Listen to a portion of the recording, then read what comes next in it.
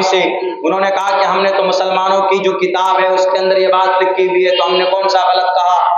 तो वहां पर उलमा भी पहुंचे होंगे, दानिश्वर भी पहुंचे होंगे, मेरे पास भी मैसेज आए थे, खबर आई थी कि मौलाना आपको जाना है। मैं तो नहीं गया, मैंने कहा ये 2 मंत्र ले लीजिए और उनको पढ़िएगा और उनको कहिएगा कि इसका मतलब क्या है। तो ये त्रिशतशोदश वर्षा भार गोविंदे निनग्ने काम एक अविंशति वर्षा बाप सप्रा वर्षा बाप मियाद, एक तो ये, और एक शादी के बारे में कहा गया। शादी के बारे में जो मैंने हदीस अभी आपके सामने रखी है, हदीस बुखारी और मिशकात की, लेकिन यही पैगाम सेम मनुस्मृति में भी है। मनुस्मृति में कहा गया यथा वायुं समाश्रिते सर्वजीवन्ते जन्तवः तथा ग्रस्तामा श्रीते वर्तते इतारा शरामा। सेम जो मतलब हदीस का है वही मतलब इस मंत्र का है। तहकीक की है और पूरे 3-4 किताबों में इसकी तफसीर और इसके माना जो सही है वो खोज करके निकाला। क्या कहा गया? यथा वायुं समाश्रिते, ये तमाम के तमाम नौजवानों, वायुं यथा वायुं समाश्रिते सर्वजीवन्ते जन्तवः, जैसे हवा, just as a air for necessary for the life, जैसे हवा इंसान की जिंदगी के लिए जरूरी है, ऐसे ही so as a marriage is a necessary for the human being for the life, ऐसे ही इंसानों की जिंदगी के लिए शादी जरूरी है। यानी शादी विवाह बहुत जरूरी, बिना शादी के बिना विवाह के कोई भी रिश्ता समाज के लिए बेहतर नहीं हो सकता। अभी आपको एक खबर मिली होगी शायद, अभी एक नेपाल की लड़की थी, वो मेरे ख्याल से 25 से 30 साल उम्र की रही होगी, उसके जिस्म के 7 टुकड़े करके फ्रिज में डाला, 7 टुकड़े। अब्दुल्ला झूठ बोलता है तो आप पढ़ लीजिए, कर्नाटक पुलिस की चार्जशीट पढ़िए। मैं आपके सामने जो ये वाकयात पेश करता हूं यूट्यूब में सुनकर नहीं, बल्कि मैं उस स्टेट के पुलिस के वेबसाइट से उनके चार्जशीट निकाल कर 1 दिन लग जाए 2 दिन लग जाए पढ़कर तब आपके सामने मैं लाता हूं। ये खबरें आप भी देख सकते हैं सोशल मीडिया में, जो ऑथेंटिक जो वेबसाइट है उनके अंदर आप पढ़ सकते देख सकते हैं। वो लड़की लक्ष्मी नाम की लड़की है, उस बेटी का 7 टुकड़ा किया गया, 7 टुकड़े करके फ्रिज में रखा गया। 19 दिन के बाद तब पता चला कि उसकी फ्रिज में लाश है, और फिर तहकीक की गई, खोज करने के बाद पता चला कि वो यहाँ उड़ीसा का कोई जालिम, कोई कातिल और कोई और नहीं, उसका बॉयफ्रेंड निकला, उसका बॉयफ्रेंड। जो शादी के बगैर तुम लोग जो बॉयफ्रेंड गर्लफ्रेंड बनाते हो ना, समाज के बॉयफ्रेंड गर्लफ्रेंड वालों, बाजारू लैंग्वेज है ये, मार्केट की लोकल जुबान में, नौजवानों की जुबान में, she is my girlfriend and she is my boyfriend, ऐसे इज्जत से नाम लेते हैं। कम बखत सब, जब बोले तो मुंह में पत्थर मारो, बॉयफ्रेंड गर्लफ्रेंड। बीवी को तो बढ़िया से वो नहीं ले सकते और बॉयफ्रेंड। और ताज्जुब है, वो जो लक्ष्मी थी वो शादीशुदा थी और वो जो लड़का था वो भी शादीशुदा था। दोनों ने अपनी अपनी बीवी को छोड़ दिया। ये लक्ष्मी ने तो अपने मर्द को छोड़ दिया और वो जो लड़का था उसने अपनी बीवी को छोड़ दिया। यानी उसकी एक बेटी भी थी, उसने नए रिलेशन बनाए, नया रिश्ता बनाया, क्या? बॉयफ्रेंड का।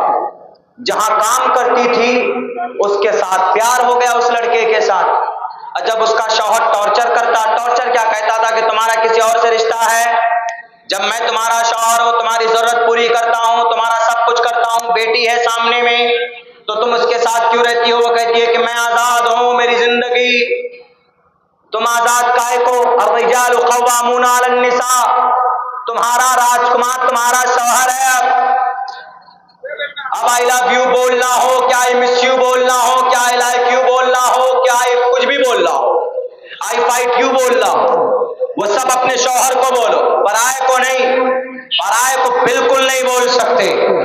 लेकिन उसने अपने शौहर से अलग होकर रिलेशन बनाया अपने दोस्त के साथ। इसका जो दोस्त था इसको भी इसकी बीवी से वैसी जब शादी हुई थी तो यू आर माई लाइफ, तुम ही हमारे परी हो, और जब इसके साथ रिश्ता बना तो तुम चुड़ैल, ये परी।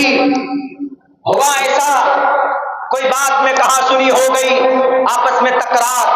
देखिए, नाजायज गुनाह पाप, उसका अंजाम बहुत खतरनाक होता। दोस्ती की 5-6 महीने खूब चले, एक दूसरे को गिफ्ट डिलीवर कर रहे हैं, गिफ्ट दे रहे हैं, लेकिन जब हवस पूरा हो गया और जिस चीज की भूख थी वो भूख खत्म हो गई, एक दिन किसी बात को लेकर झगड़ा हुआ, लड़के ने उसका गला दबा दिया पकड़कर और वो मर गई। और मरने के बाद जब उसने सोशल मीडिया में देखे थे, कह रहे अगर लाश को ठिकाने लगाना हो तो काट दो, जाकर चाकू खरीद कर लाता है और फिर बैठकर 2 दिन में उसके जिस्म के 7 टुकड़े करते हैं। बताओ भाइयों, मुसलमान भी बताए, हिंदू भी बताए, क्या ये गलत है कि नहीं है? अल्लाह के नबी ने फरमाया कि अगर तुमको जरूरत है तुम्हारी जिंदगी में किसी और के साथ रिश्ता जोड़ने का, तो उसके साथ निकाह करो पहले, उसके साथ शादी करो पहले। शादी के बगैर अगर तुम ये हरकत करते हो, बिना शादी के किसी औरत से रिलेशन बनाते हो, ये ईश्वर के नजर में भी पाप है। ये जो कानून बना हुआ है ना उत्तराखंड में, यूनिफॉर्म सिविल कोड के बैनर तले कि एक जवान लड़का जवान लड़की बिना शादी के रह सकती है, मैं कयामत की सुबह तक इसका विरोध करता रहूंगा। क्यों? ये सिर्फ मुसलमानों के खिलाफ नहीं, बल्कि समाज के भी खिलाफ है। ये मैं नहीं कहता हूं, बल्कि पुष्कर धामी साहब ये मनुस्मृति का ये श्लोक कह रहा, यथावायुं समाश्रिते सर्व जीवन्ते जन्तवा तथागतमाश्रिते वर्तते तारा शरामा। अगर समाज के अंदर अगर खुशहाली लाना हो, अगर समाज को पवित्र रिश्ते में बांधना हो, अगर फसल उगाना हो, फसल मतलब नस्ल बनाना हो, तथाग्रस्तामा वर्तते इतारा शरामा, तो चाहिए इंसान को क्या? इंसान को चाहिए कि वो शादी करे। मनुस्मृति कह रहा है, मनुस्मृति में कहीं नहीं कहा गया कि लड़की को दोस्त बनाओ या लड़के को दोस्त बनाओ और खूब शॉपिंग करो, खूब अय्याशी करो, खूब मौज मस्ती करो। बिल्कुल नहीं, ये बिल्कुल समाज की, सोसाइटी की सोच के खिलाफ, समाज के खिलाफ। इसीलिए अल्लाह के नबी अलैहिस्सलातु वस्सलाम शादी करने से पता क्या होगा? शादी करने से ये होगा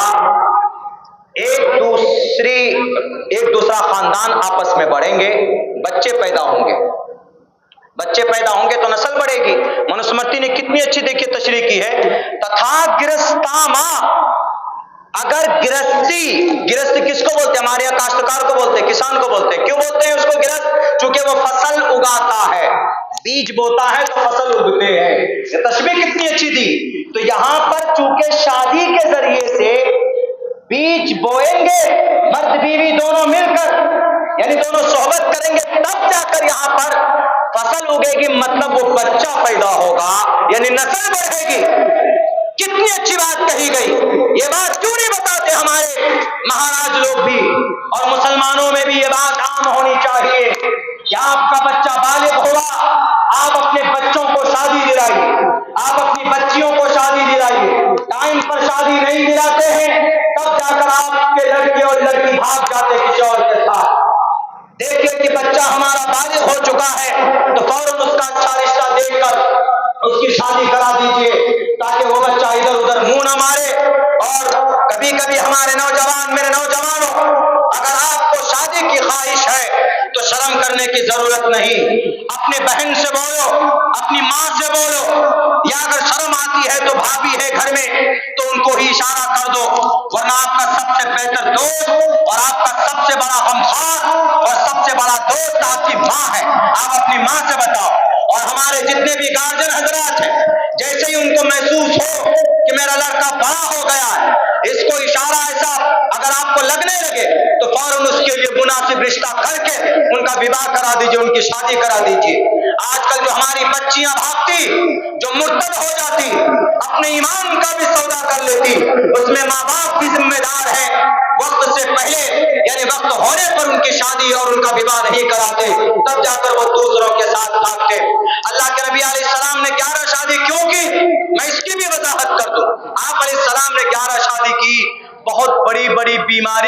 करने के लिए। मिसाल के तौर पर हमारे समाज में क्या होता है, जैसे आप अगर शेख हैं, शेख पठान खान, तो आप किसी अंसारी के यहाँ रिश्ता नहीं करेंगे, कहेंगे कि नहीं हम पठान हैं, हम किसी अंसारी के यहाँ कैसे करें। या अगर आप अंसारी हैं तो आप किसी चौधरी के यहाँ नहीं करेंगे। या अगर कोई सैयद है, सैयद चौधरी है, सैयद तैशी है, तो वह अंसारी के यहाँ नहीं करेगा निकाह अपनी बच्ची का, मर जाएगा नहीं कराएगा, कहेगा नाक कट गई हमारी। तो अल्लाह के नबी जानते थे कि कुछ सालों के बाद में ये बीमारी आएगी, इसलिए मोहम्मद रसूलुल्लाह ने शादी की एक खानदान का, आप कुरैशी खानदान से थे तो आपने दूसरे खानदान में भी विवाह